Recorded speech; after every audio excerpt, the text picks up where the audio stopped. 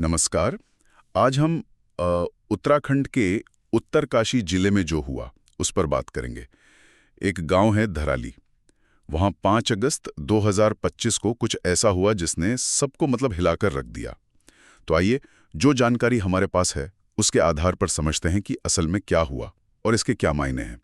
हुआ ये कि वहां बिल्कुल अचानक एक भयानक बाढ़ आ गई। जी। कोई चेतावनी नहीं, कुछ नहीं।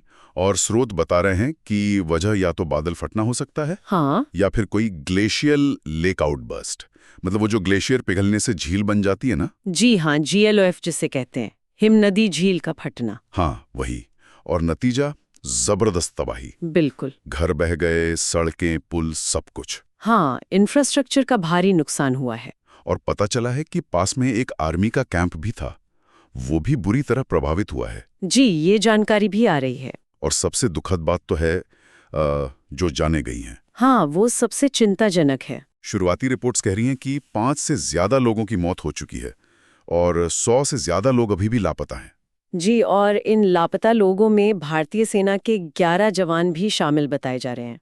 ओहो, तो ये तो वाकई एक बहुत ही गंभीर मानवीय संकट की स्थिति बन गई है वहां। बिल्कुल, इसमें कोई शक नहीं।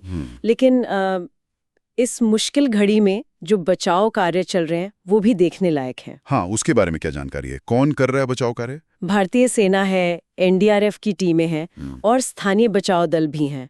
और ये सब लोग बहुत ही मुश्किल हालात में, खराब मौसम के बावजूद लोगों को बचाने में जुटे